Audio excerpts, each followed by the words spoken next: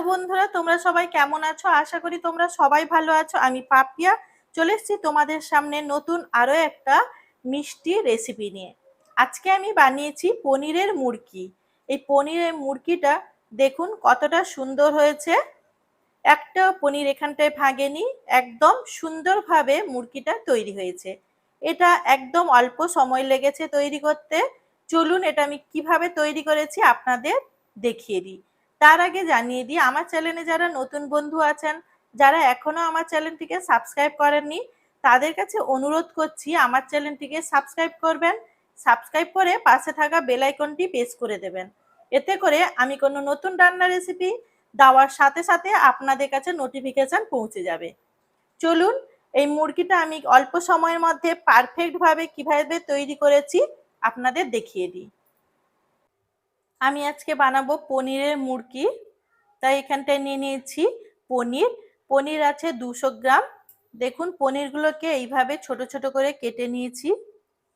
পনিরগুলোকে এখানে কিন্তু এইভাবে ছোট আকারে কেটে নিতে হবে। আর এখানটায় নিয়েছি 100 গ্রাম চিনি, আর নিয়েছি 3টে এলাচ গুঁড়ো করে নিয়েছি। এখন একটা কড়াই বসিয়ে দিয়েছি, কড়াইটা গরম হয়ে গেছে। কড়াইয়ের মধ্যে দিয়ে দিচ্ছি চিনি। চিনিটা দেওয়ার পর ঠিক যতটা পরিমাণ চিনি নিয়েছি ওই পরিমাণে নিয়ে নিচ্ছি জল।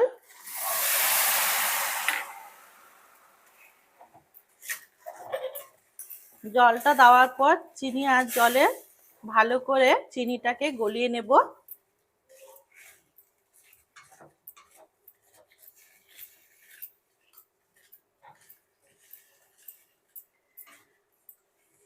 যতটা পরিমাণ চিনি নিয়েছিলাম আমি ঠিক ততটা পরিমাণই নিয়েছি জল। এখন জলটা ভালো করে ফুটিয়ে নেব আর চিনিটা গলিয়ে নেব।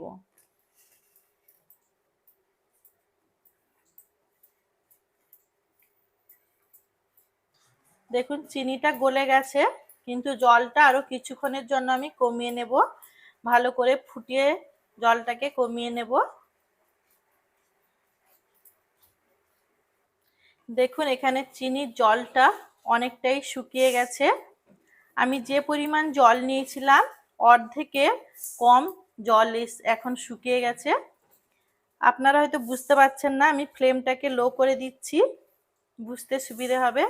দেখুন অনেকটাই কমে গেছে। এখন চিনির শিরাটা আমি কিভাবে বানিয়েছি আপনাদের দেখিয়ে দিই। দেখুন একটা আঙ্গুলে চিনিটা নিচ্ছি, দেখুন আঠালো ভাব এসছে। এখন এই অবস্থায় আমি ফ্লেমটাকে লো করে রাখবো। আরো 2-3 মিনিট ভালো করে আরো ফুটিয়ে নেব। এর মধ্যে আমি দিয়ে দিচ্ছি এলাচের গুঁড়ো।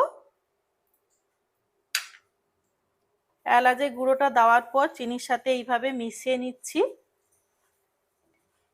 এখন আমি পনিরগুলো দিয়ে দেব।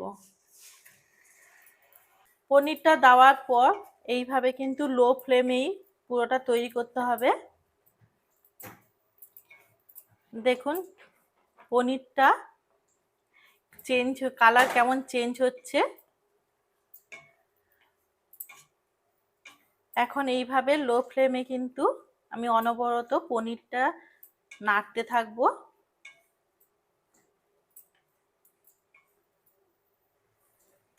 দেখুন এখন চিনির শিরাটা একদমই কমে এসছে, খুব সুন্দরভাবে পনিরের সাথে মিশে গেছে। পনিরগুলো এখনো কিন্তু একটাও ভেঙে যায়নি। খুব সাবধানে এটা আমি নাড়া দিচ্ছি অনবরত। লো ফ্লেমেই কিন্তু আমি এটা রেখেছি এখনো। আর এটা পুরোটাই তৈরি করব লো ফ্লেমে।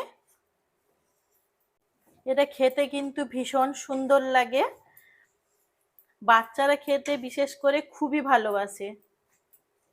চিনির পরিমাণটা আর পনিরের পরিমাণটা খুব সুন্দরভাবে একদম ঠিকঠাক হয়েছে। তাই বলে এখানটায় পাকটাও খুব সুন্দরভাবে পারফেক্ট হচ্ছে। দেখুন এইভাবে কিন্তু চিনির পাকটা একদম কমে এসছে। এখনো এটা কিছুক্ষণের জন্য এইভাবে আমি মিশিয়ে যাব। এখন এই অবস্থায় কিন্তু আমি গ্যাসের ওভেনটা বন্ধ করে দেব। গ্যাসের ওভেনটা বন্ধ করে দিয়েছি। বন্ধ করার পর এইভাবে কিন্তু আমি এখনো পনিরটা অনবরত নাড়তে থাকবো। দেখুন এটা আমি কিভাবে কখন আমি মানে গ্যাসের ওভেনটা বন্ধ করেছি এটা খেয়াল রাখবেন। চিনির শিরাটার দিকে খেয়াল করলেই আপনারা বুঝতে পারবেন। এখন এটা ভালোভাবে এইভাবে অনবরত কিন্তু আমি এখনো নাড়া দিব। দেখুন কিভাবে আমি এখানটায় এটা মানে পনিরটা মেশাচ্ছি চিনির পাকের সাথে। আপনারাও কিন্তু এইভাবে তৈরি করবেন, দেখবেন একদম পারফেক্ট পনির মুরকি তৈরি হয়ে যাবে। একদম কম সময়ের মধ্যে এটা খুব সুন্দর একটা রেসিপি বাড়িতেই করে ফেলতে পারবেন। এখন এটা হয়ে এসছে, আর কিছুক্ষণের জন্য এটা আমি মানে নাড়া দেব। খুব সুন্দর হয়েছে দেখুন, একদম ঝরঝরে। চিনির শিরাটা খুব সুন্দরভাবে পনিরের সাথে মিশে গেছে। একটাও পনির যে ভাঙেনি, আপনারা খেয়াল করুন, একটাও পনির কিন্তু এখানটায় ভাঙেনি। দেখুন কত সুন্দরভাবে তৈরি হয়ে গেছে।